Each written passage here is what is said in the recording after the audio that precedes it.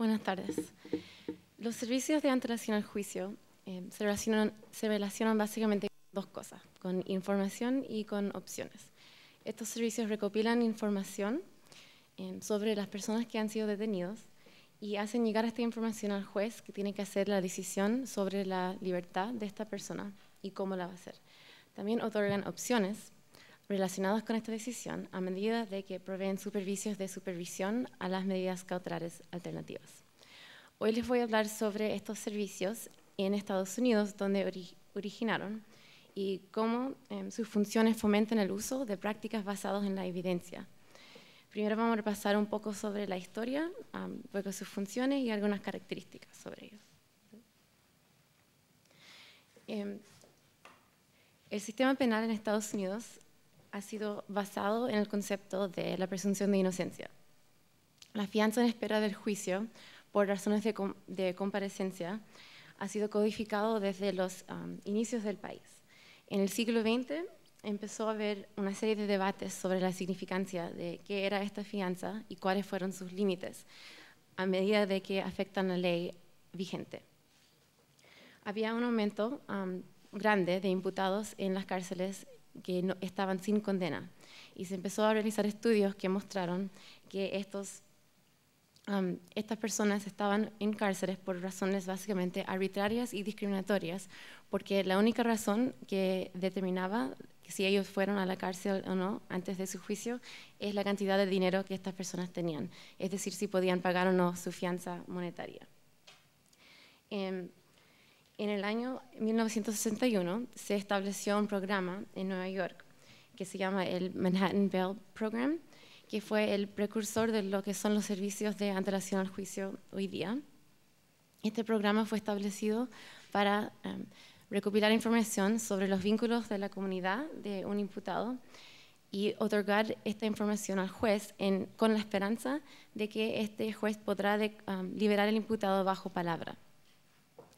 Esta fue una intervención muy exitosa en el sentido de que mostró de que las personas que fueron liberadas con la recomendación del programa bajo palabra fueron casi 2 veces probables de comparecer que las personas que fueron liberadas bajo la fianza. Después de unos años, este servicio empezó a recomendar más personas a libertad bajo palabra y tuvo tasas de incomparecencias de menos de 1%. Estos resultados generaron un interés nacional en la reforma del sistema de fianza, lo cual resultó en 2 reformas principales. Primero, el acto de reforma de la fianza del 1966, que estableció una presunción por libertad bajo palabra para todas las personas de delitos no capitales, a menos que no se podrá asegurar la comparecencia. En el caso del que el juez no podía asegurar la comparecencia, había una lista de condiciones alternativas que podía decretar y había también factores que el juez tenía que considerar. En el acto del 1984 se agregó el factor de peligro para la comunidad o cualquier persona como una consideración en la decisión de fianza. En este sentido, la ley actual es que la persona debe ser detenida, debe ser liberada, bajo fianza, bajo palabra o fianza juratoria, a menos que el juez determine que la libertad no aseguraría razonablemente la comparecencia de la persona o pondrá en el peligro de la seguridad de la comunidad o cualquier persona. El gran tema es que estos códigos procesales penales en el país, el federal y los estatales que siguieron este ejemplo, listan el criterio que los jueces deben evaluar para hacer estas decisiones. Este criterio incluye, por ejemplo, el tipo de circunstancias del delito, el peso de la prueba que existe, la historia y características de la persona. Sin embargo, las leyes no otorgan guías sobre cómo asignar peso a cada uno de estos criterios. Desde los años 60 hay una presión para implementar prácticas basadas en evidencia y por tal razón se ha invertido en instrumentos objetivos y de evaluación de riesgo, como escuchamos que están utilizando en el sistema de México también. Estos instrumentos determinan cuánto peso dar a cada uno de los factores que se debe considerar y han mostrado que es posible agrupar a imputados en ciertas categorías que reflexionan el riesgo procesal que presentan. Dentro de este contexto, los servicios de antelación al juicio cumplen sus dos funciones. La primera es la evaluación de la necesidad de cautela de una persona y la segunda es la supervisión de las medidas cautelares alternativas. Estos servicios se encuentran a nivel local principalmente, es decir, en condados o ciudades. También se encuentran a nivel estatal y a nivel federal. Hay más de 300 de estos programas que se conocen en Estados Unidos, casi todos son a nivel local. También se rigen por las leyes estatales, las leyes federales y por estándares nacionales. Existe el NAPSA, lo cual es el National Association of Pretrial Services Agencies, que es un foro nacional que promueve discusiones, investigaciones y el desarrollo de estos servicios. También el ABA otorga estándares nacionales y el Pretrial Justice Institute es una ONG que se dedica a temas de la justicia en la etapa previa del juicio, que también otorga apoyo técnico a los servicios que existen a través de Estados Unidos. Ahora, estos servicios hacen sus funciones en básicamente 5 etapas que vamos a ver. La primera es la recopilación de información, en la cual los elementos claves son una entrevista voluntaria para recoger la información antes de la primera comparecencia de la persona detenida. Y segunda, un análisis de otras fuentes de información para recopilar otros datos, por ejemplo, sobre antecedentes penales, otros temas que no se van a necesariamente preguntar a la persona durante la entrevista. Segundo, se verifica la información y esto contribuye a que esta información sea de alta calidad y que sea confiable. Hay 2 formas principales que se hacen esto. Primero, se contactan a referencias que esta persona otorga durante la entrevista y también se puede comprobar con otras fuentes de información, ambos oficiales y extraoficiales. El tema principal, la primera etapa de evaluación, es la evaluación del riesgo procesal. En este sentido, se incorpora la información que ha sido recopilada y verificada dentro de un instrumento de evaluación del riesgo procesal. Este es un instrumento objetivo y estandarizado que determina, en un caso, la probabilidad de que un imputado no comparezca al juicio o presente un peligro a la comunidad. Este instrumento se desarrolla a través de estudios estadísticos que establecen una correlación entre factores o variables de riesgo y los riesgos procesales. Estos factores son parte de la información ya recopilada, por ejemplo, la situación de residencia de una persona. Este factor ahora se puede medir sobre diferentes variables. Por ejemplo, con quién vive, es propietario o arrendatario, por cuánto tiempo ha vivido en la localidad. También, por ejemplo, si tomas el factor de antecedentes penales, también se puede medir a través de distintas variables, como por ejemplo si tiene antecedentes penales o delitos, condenas previas sobre delitos graves, delitos menores, delitos con violencia, cuántos estos tiene, etc. Entonces, los estudios que se desarrollan para desarrollar este instrumento identifican cuáles de estos factores y sus variables son predecibles de los riesgos procesales en una localidad específica. Ahora, con estos factores predecibles se establece un instrumento que da una puntuación a estos y los puntajes totales se agrupan en niveles de riesgo. Estos pueden ser, por ejemplo, niveles bajo, medio, alto, niveles 1 a 5. Se ve muchas distintas maneras de visualizar estos niveles. Y estos niveles sirven como base para la recomendación que el servicio da al tribunal. Ahora, investigaciones en las últimas 3 décadas en Estados Unidos han identificado factores comunes que son predecibles de los riesgos procesales en Estados Unidos, los cuales son la no comparecencia al juicio y el peligro para la sociedad. Estos incluyen la estabilidad de residencia, la estabilidad de empleo, vínculos con la comunidad, historial de abuso de sustancias, delitos actuales que se le acusa, cargos pendientes al momento de la detención, la situación procesal de la persona al momento de la detención, el historial de condenas anteriores, historial de incomparecencia y historial de violencia. Ahora hay 4 puntos importantes que guían la creación de estos instrumentos. Primero, este instrumento debe ser comprobado a través de investigaciones empíricas que demuestran cuáles son los factores que son predecibles de los factores de riesgo. Este instrumento debe ser validado rigurosamente y a través de estadísticas para asegurar que es un indicador confiable de riesgo procesal en una localidad particular. Segundo, el instrumento debe clasificar a personas equitativamente sin tener en cuenta su raza, origen nacional, su género o situación económica. Tercero, los factores utilizados deben ser consistentes con la ley aplicable. Y cuarto, los factores utilizados deben limitarse a aquellos que se encuentran relacionados con el riesgo pendiente al juicio. Es decir, no se deben considerar los mismos factores que se utilizarían para examinar el riesgo de una persona después de ser condenada, porque en este momento todavía rige la presunción de inocencia.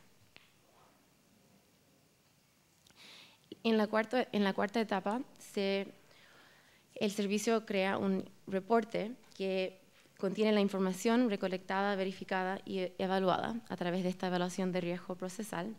Recomienda condiciones de libertad y la supervisión que otorgará el servicio de antelación al juicio si el juez decide decretar una medida cautelar alternativa. Estas recomendaciones deben ser las menos restrictivas para razonablemente asegurar que los riesgos procesales no se concreten y se debe preferir condiciones de libertad no financieras. En cuanto a quién se entrega el reporte y cómo, los estándares nacionales dicen que este reporte se debe entregar al juez, al fiscal y al defensor. Lo que se demuestra en Estados Unidos con encuestas nacionales es que la gran mayoría, casi el 90% de estos programas realizan las recomendaciones al juez y otros 40% también les dan estos reportes a la defensa o al fiscal. Este informe se entrega de forma oral o escrito. Esto va a depender en gran parte de los límites temporales que existen en la jurisdicción para realizar la primera comparecencia. La mayoría lo entrega en forma escrita y el 25% lo entrega en forma oral durante la audiencia de las medidas cautelares. Yéndonos a la segunda función grande de estos servicios, que es la supervisión. Ahora, informado por las recomendaciones del servicio y por los argumentos de las partes, el tribunal debe haber establecido las condiciones de libertad que son menos restrictivas necesarias para asegurar la comparecencia y la seguridad de la comunidad o cualquier persona. Entonces, en esta etapa, la misión de la supervisión es implementar y monitorear el cumplimiento con estas condiciones, utilizando estrategias que son suficientes, pero no más de necesarias para ejecutar la orden de la Corte. La supervisión de los servicios no está diseñada para castigar o corregir conducta penal, sino para abarcar los riesgos procesales en la etapa previa del juicio. El objetivo en todos los casos es para que el imputado complete exitosamente este periodo y que llegue a su juicio oral, cumpliendo con las condiciones de libertad y compareciendo a todas las audiencias en cual se requiere. Ahora, en este contexto, los servicios informan al imputado su fecha de comparecencia, informan al juez sobre un incumplimiento de las condiciones y recomiendan modificaciones a las condiciones de libertad o estrategias de supervisión cuando es necesario. A través de su trabajo, entonces, promueven la seguridad pública, facilitan el proceso judicial y reducen la detención no necesaria, porque justamente dan opciones a los tribunales porque ofrecen supervisar las medidas cautelares alternativas. Estas estrategias de supervisión van a depender en gran parte en la medida cautelar que el juez decrete. Las medidas cautelares permitidas por ley en Estados Unidos son muchas, incluyen someterse al cuidado de una persona, incluyen mantener empleo, buscar empleo, mantener o comenzar un programa de educación, la prohibición de asociaciones personales en donde vive, en donde puede viajar, reportar regularmente a una agencia designada, incluyendo el servicio de antelación al juicio, un toque de queda, no poseer armas, no utilizar alcohol o drogas, someterse a un tratamiento médico, psicológico, incluyendo para dependencia de drogas, la fianza monetaria o satisfacer cualquier otra condición que es requerida razonablemente para asegurar la comparecencia y la seguridad de la comunidad o cualquier persona. Ahora, estas se pueden dividir principalmente en las categorías que se ven en pantalla. Entonces, las formas de supervisión que este servicio hace incluye visitas o llamadas con la persona detenida. Esto se ha mostrado tener realmente una correlación importante con la comparecencia. Incluso se han hecho estudios que muestran que diferentes formas de llamadas y diferentes formas de contactos con el servicio impactan las tasas de comparecencia. También estos servicios dan exámenes de drogas o alcohol, monitoreo electrónico, y también se encargan de contactar y encontrar a los imputados cuando no comparecen a las audiencias. Además de monitorear el cumplimiento con estas condiciones, el servicio de antelación al juicio debe asistir al cumplimiento con las condiciones. Es decir, puede ayudar al imputado en encontrar transporte a sus audiencias, transporte al tratamiento, si es una condición. También puede ayudar al imputado a encontrar trabajo o empezar un programa de educación, si estos son parte de las condiciones que el juez decreta. Es importante para que la supervisión sea efectiva, que no otorguen ni más ni menos supervisión que sea necesaria para asegurar los riesgos procesales no se concreten. Y esta supervisión debe ser individualizada, multidimensional y capaz de reaccionar a cambios, es decir, deben poder reaccionar y responder a cambios de las circunstancias del imputado y que pueden cambiar el nivel de riesgo del imputado durante el proceso previo al juicio. En esta razón, también, en este sentido, también pueden recomendar modificaciones al juez sobre las condiciones de libertad. Ahora, ¿dónde se ubican estos servicios? En Estados Unidos se ubican en muchas diferentes ubicaciones, como se pueden ver aquí, que incluyen los departamentos de probation, los tribunales, las cárceles, organizaciones independientes, es decir, parte del gobierno, en ONGs o en especies de híbridos de estas organizaciones. Se ha mostrado que estas organizaciones han sido exitosamente en cualquiera de estas ubicaciones. Lo que realmente importa es que el servicio pueda hacer sus funciones en manera neutral. Por lo tanto, lo que se recomienda por profesionales en el campo y por el Pretrial Justice Institute es que no se puede alojar este servicio en un ministerio público ni en la defensoría, porque esta debe ser en una entidad neutral. El personal de estos servicios, ahora normalmente el perfil de las personas que trabajan son muy variadas, pero tienen educación, por ejemplo, en criminología, en justicia penal o en servicios sociales. El nivel de educación en Estados Unidos de estas personas son muy variadas. Aproximadamente el 50% tiene menos de, tiene la universidad o menos, y el otro 50% tienen títulos más profesionales. Para ir terminando, los beneficios de estos servicios en Estados Unidos se pueden dividir en principalmente dos campos. Uno es el costo y el otro es la legitimidad al sistema. En todas las jurisdicciones donde se ha implementado este servicio, se ha demostrado ahorros gigantes en el costo a medida de que se utilizan medidas cautelares alternativas con supervisión en vez de la prisión preventiva. Por ejemplo, en el sistema federal de Estados Unidos, el costo de prisión preventiva por un día es de $66 y el costo de supervisión de las medidas cautelares es $6. En Nueva York, el costo de prisión preventiva por día es aproximadamente $200 y el costo de supervisión de medidas cautelares es $23. Entonces, por lo general se ha visto un ratio de 1 a 10 en cuanto a la supervisión y la prisión preventiva. En cuanto a la legitimidad del sistema, estos servicios realmente se han mostrado a respetar la presunción de inocencia al mismo tiempo de asegurando que la etapa previa al juicio se otorgue de manera justa con ambos los intereses de los imputados y los intereses del sistema penal en cuenta. Estos reducen considerablemente el uso innecesario de la prisión preventiva, justamente por sus prácticas basadas en evidencia. Racionalizan el uso de las medidas cautelares alternativas en esta manera, aseguran que las personas en espera del juicio comparezcan posteriormente a su realización y como mencioné, aseguren que esta etapa se realice en manera justa.